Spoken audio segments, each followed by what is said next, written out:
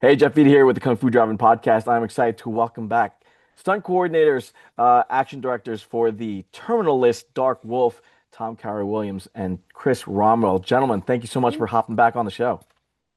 Good Hey, to thanks see for you having again. us. Good to see you guys again. Good to see you guys. How's everything going with the show, with prep for season two or anything like that? What's going on? We're still waiting to hear. Hopefully, Yeah.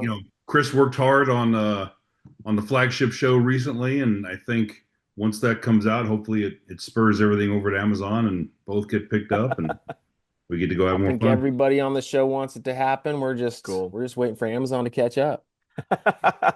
Well, let's get into why it definitely has to happen. You guys have done an amazing job with the show so far. One of the best things uh, about Dark Wolf is how real everything feels. And I know you guys focused heavily on making sure that this was more than just a run-of-the-mill action military kind of show.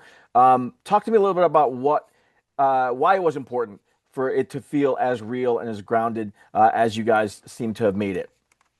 Man, we've said it before, and it can't be said enough. The show is built around honoring our veterans and doing them service by making everything as realistic and as awesome as possible.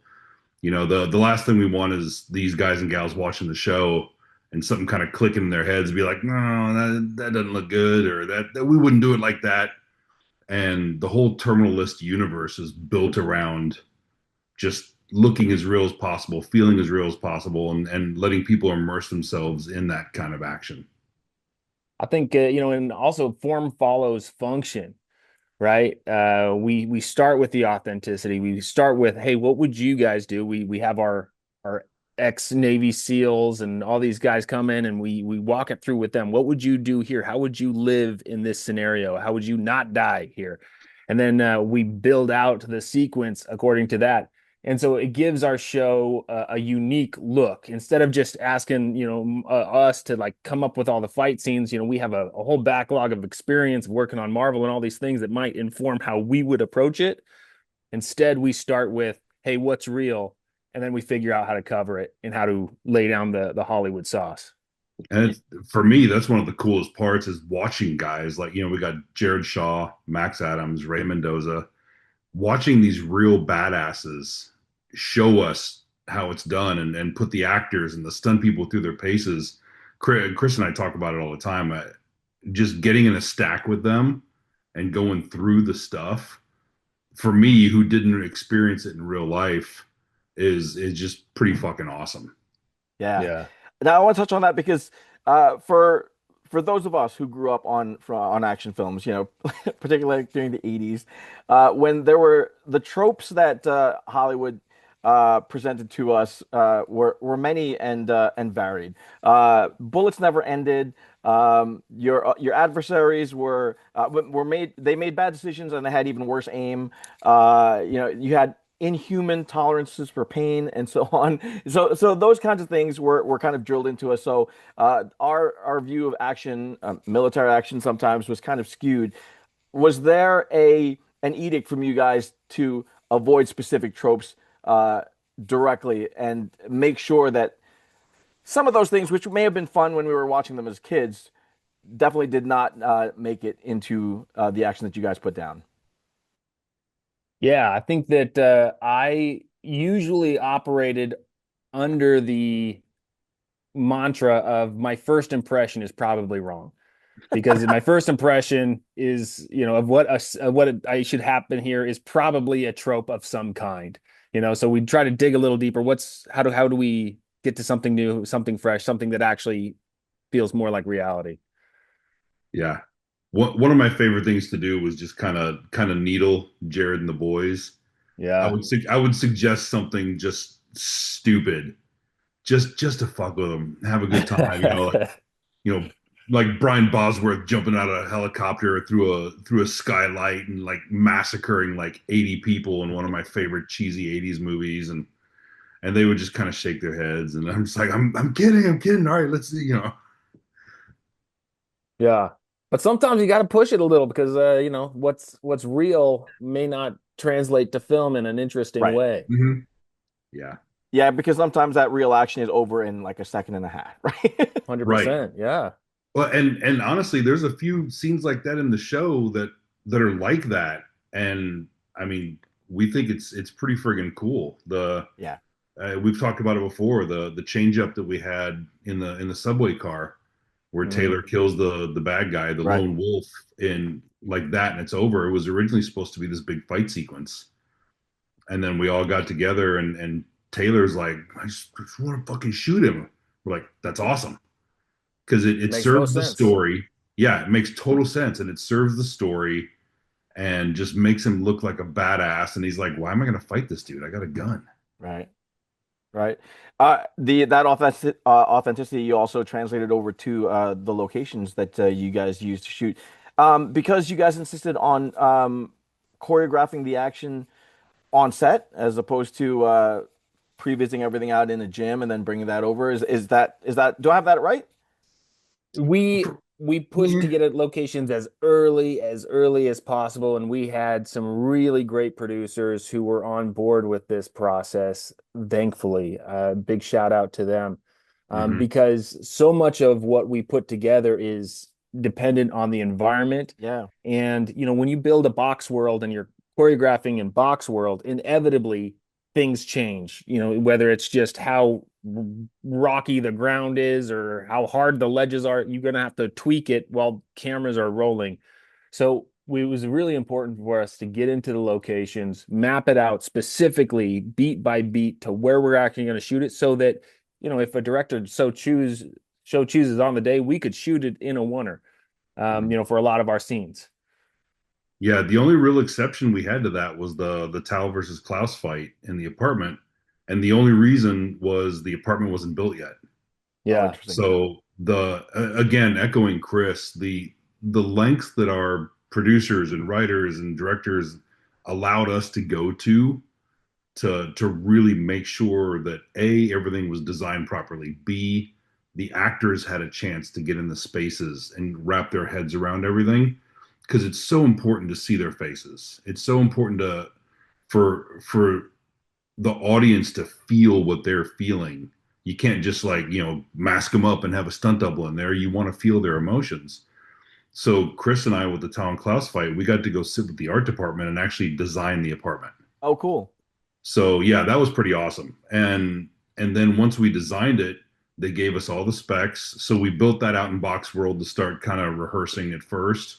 But that was to get the actors in there and Yeah. get them used to each other, get them used to us.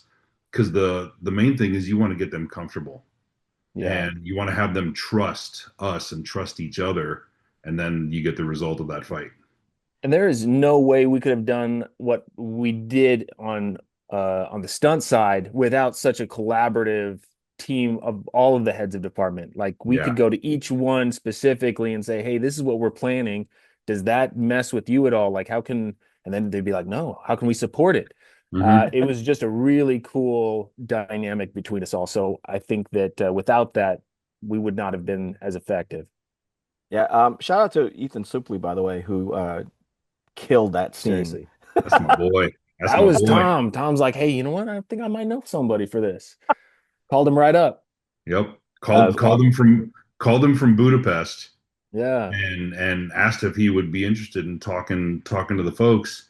And it turns out Ethan was a huge fan of the books, Yeah, yeah. huge fan of season one of the flagship show. And he's like, who do I have to talk to and what do I have to do? He was so excited, as was I. I hadn't seen him in a few years, so getting him out there was such a treat. That's cool. And I mean, he made they both the actors made such great use of that space. And again, just pulling all of the pulling all of us into it and making it feel like we were there because you're right in Mhm. against the shelves and getting thrown around and over that ledge. Some great stuff there. The locations too. You were all over the place. LA, Budapest, Croatia. Were there any challenges from one place to the other when you were trying to set up all this? Because I assume that they all carry a whole different energy when you're trying to choreograph in all those different places. Yeah, I mean, you get a little bit of the language barrier challenge, but we had great translators, including our assistant who spoke like seven languages. Um, it I wouldn't say it was a challenge so much as just an awesome adventure. Yeah. Neither Chris nor I had been in Budapest or Croatia, where we also were. Obviously, we'd both been in LA a bunch, so I was excited to get over there. I'm sure he was too, and just really kind of lay into it. And the Hungarian stunt team, the Spanish stunt team, the French stunt team, everyone was just awesome. Yeah, So they're world class. yeah, That's for bringing all these teams together and having them work so seamlessly with one another. I mean, shout out to all them over there. They really made our jobs easier than I thought it was going to be, and it was 100%. incredible. That must have been fun though, just experiencing how different cultures interpret the whole stunt world and the language of movement, and just seeing what different flavors literally they brought to the whole action. Yeah, I think that one thing I really appreciated about our Hungarian stunt team is even in rehearsals, they would sell out on every Yes. take, just bam, bam. I would tell them, hey man, you do not have to do that, but it's just part of their stunt culture there. They Yeah. don't have anything but 110%. And it made me like I was like, all right, I respect these dudes. hmm Ballers, all of them. Ballers. You talked about having the support too of everybody else on set. Director Fred Toy, uh, you have to establish that level of trust to be able to do the things that you do and the things that you're asking, and still be able to tell the story that he wants to get out on screen. So, talk to me a little bit about that collaboration. How did that work? Was he over your shoulder? Were you constantly suggesting things? Was he constantly suggesting things? What was that? What was that exchange like? Man, Fred's one of my favorite directors in the business. I was a fan of his before I ever worked with him, and I have other coordinator friends that have worked for him, and like everyone sings his praises. He's the sweetest guy on the planet with an amazing vision, and he's so generous. He really is. He's confident in himself enough and generous that no, he's not over your shoulder. We had our meetings. We'd get going, and he'd be like, "Hey, I want you to do this, this, and this, but then feel free to just kind of, if you see something, get it. If something comes in your head, just go with it. You know, trust your instincts." He's so supportive and just such a beautiful human being, and he's one of those dudes that's definitely on my list that I just want to keep working with. Absolutely. Cool. Let's talk about one of the sequences, episode 4, the tunnel fight.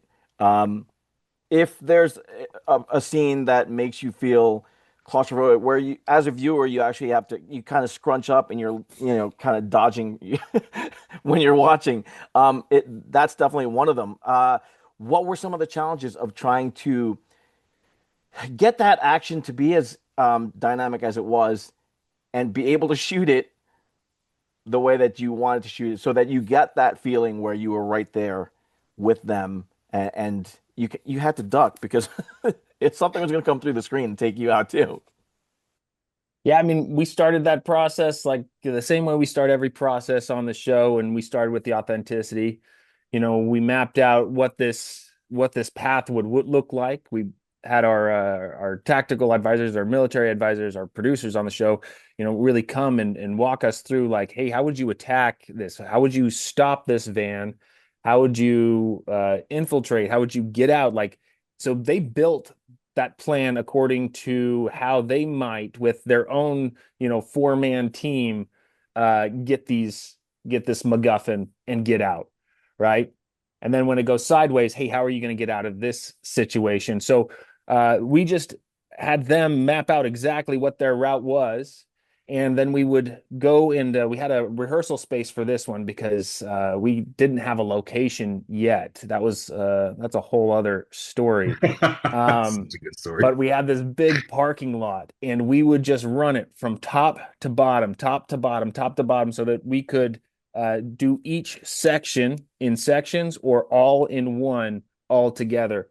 Because we knew that Liz Friedlander, who directed that episode, wanted to do it in a oneer, and we wanted to give her as few stitch points as possible.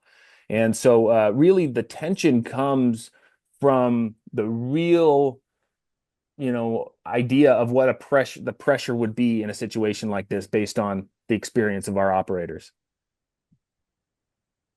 Now, from that, you went to in episode 5. You covered a whole bunch of different uh, action sequences in the hostel. Ethan Suplee with the fight in the apartment, the motorcycle wreck. Uh, how did all of that come together? And how did I guess how were you able to stitch all of that together into one episode and not burn yourselves out? A lot of There's two coffee. of us. Yeah.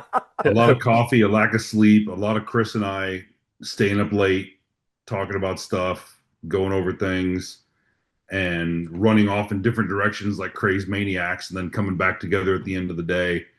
It was this show was one of the truest forms of collaboration I've ever seen. A lot of times when you get two stunt coordinators together, you're going to get some of this because everyone wants their say, everyone wants their ego to be stroked a little bit.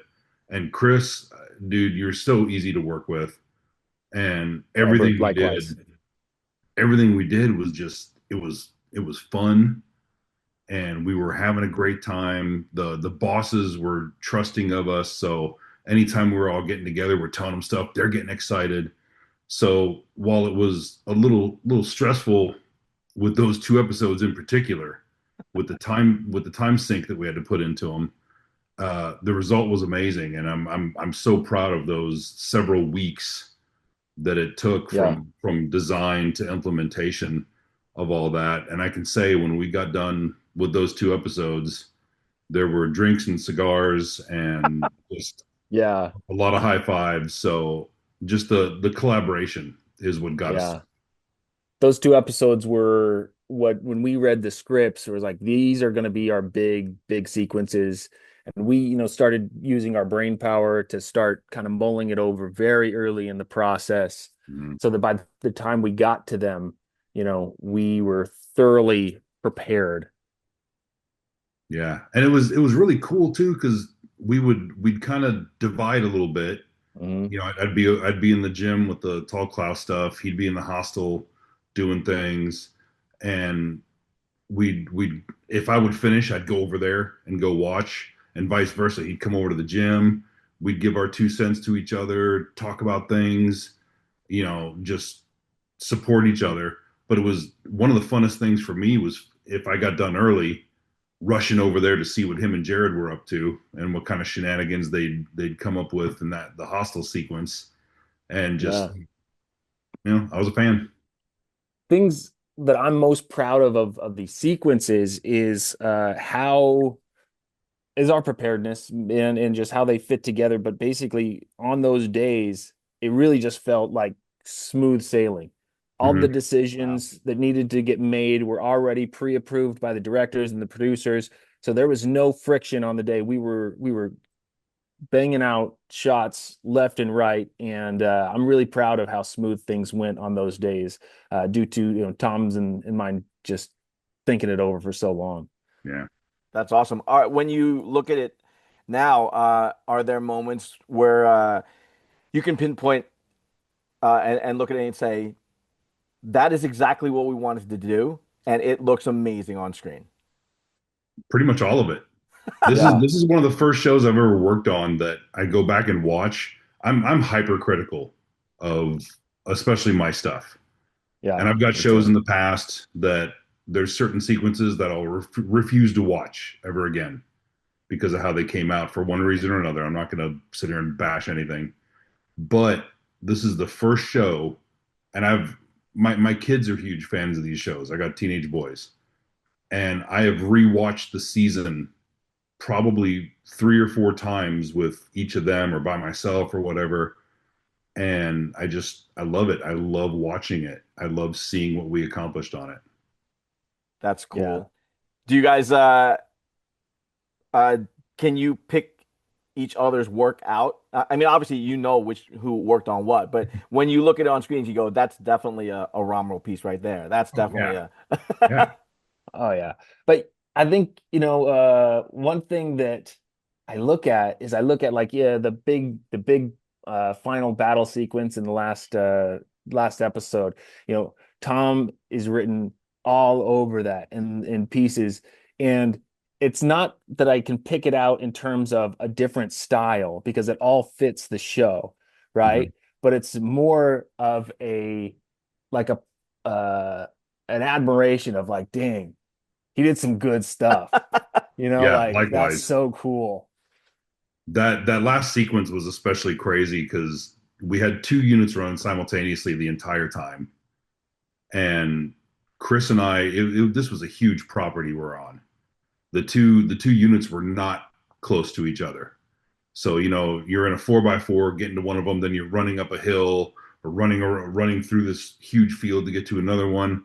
And at one point, Chris and I are literally passing each other and high fiving as we run to get to our next spots that are completely opposite directions, and then meeting up at lunch and talking.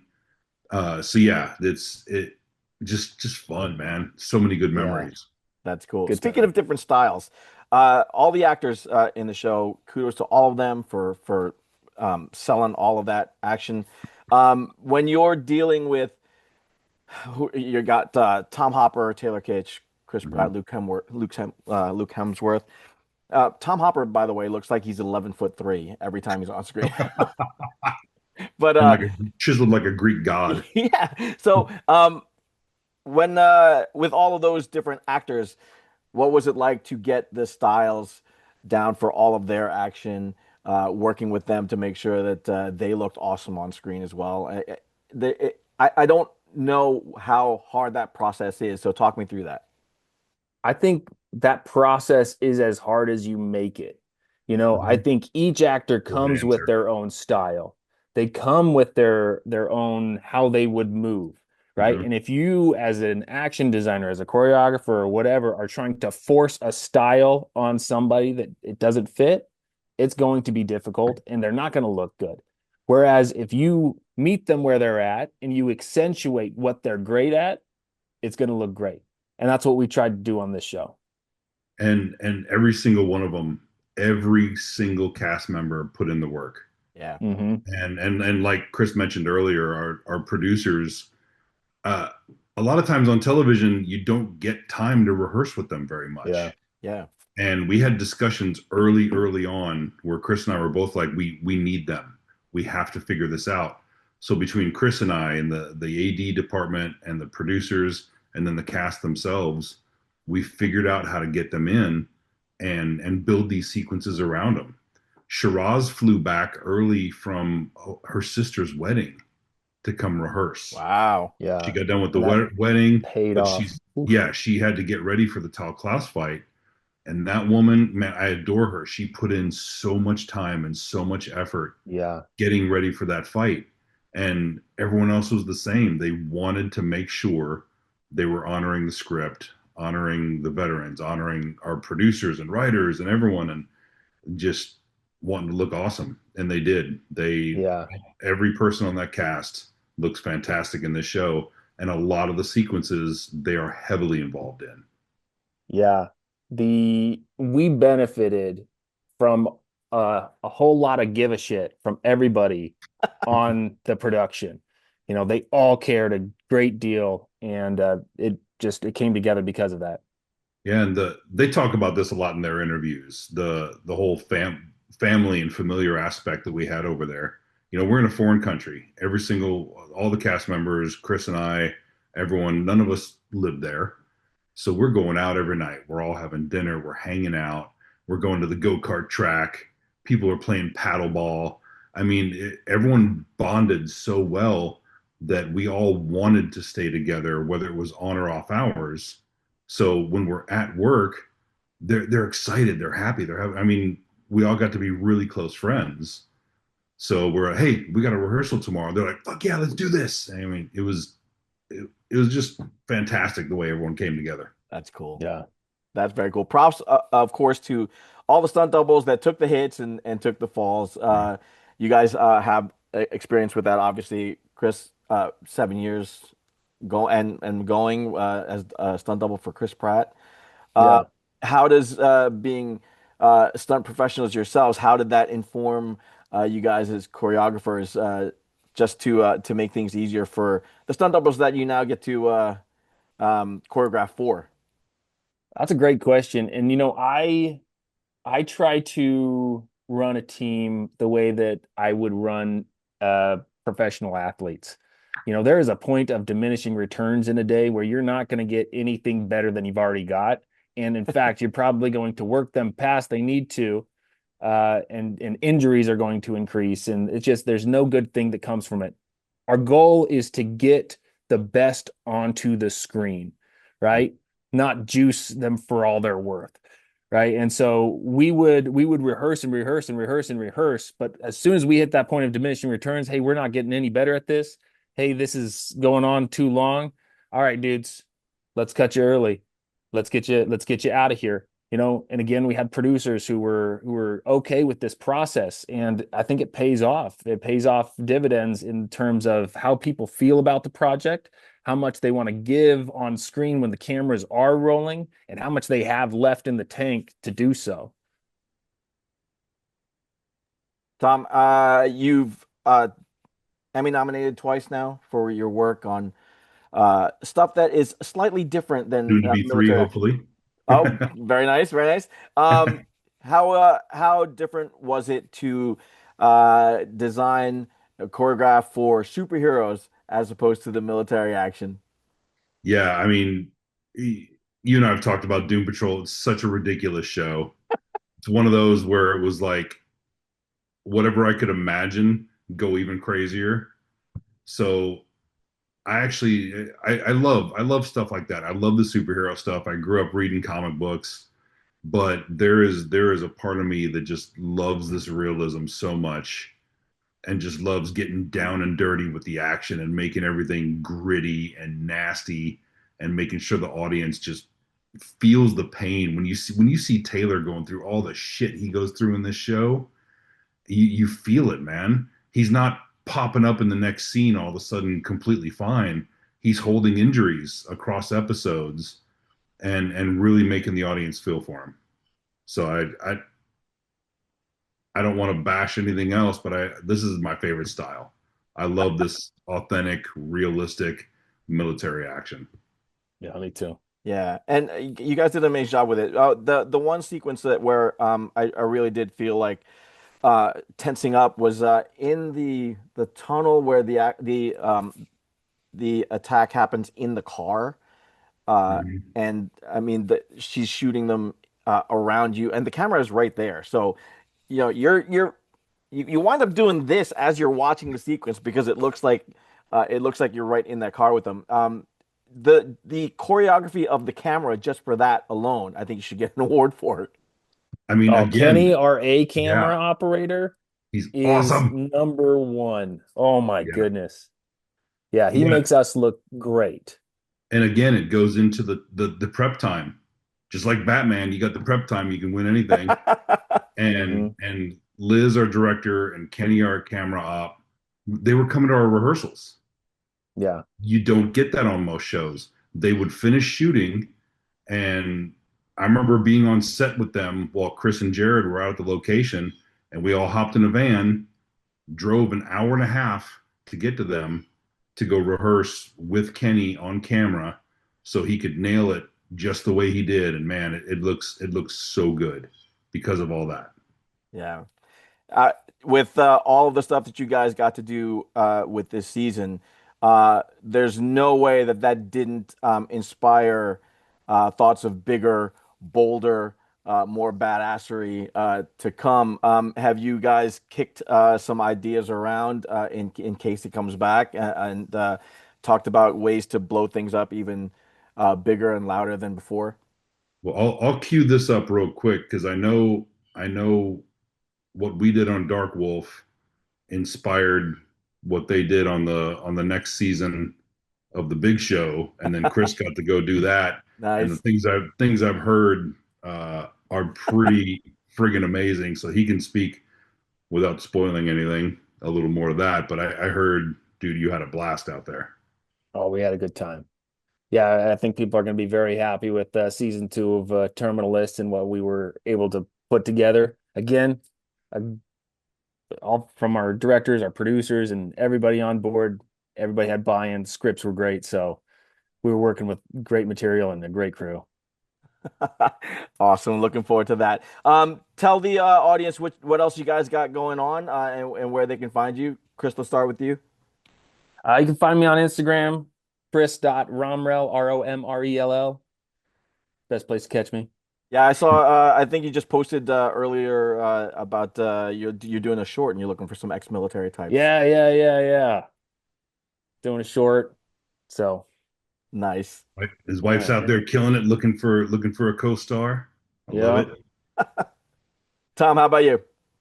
I'm Thom Khoury on Instagram, and I just started prep on something, but NDAs, can't talk about it yet. But lots of death in it, so I'm looking forward to that.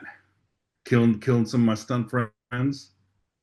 Awesome, awesome. Best of luck. Hopefully, Amazon knows what they have with you guys, and we see some more stuff. More Emmy nominations coming your way.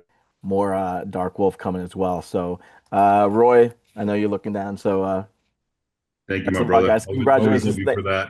Thanks again. Good to Thanks, see you, Jeff. Jeff. Mr. Lee, Mr. Ma sent this for you. Very nice. Listen, it's very good. You drink it. Mr. Ma's orders. He said to get you the best. Hup! Poison Clan rocks the world.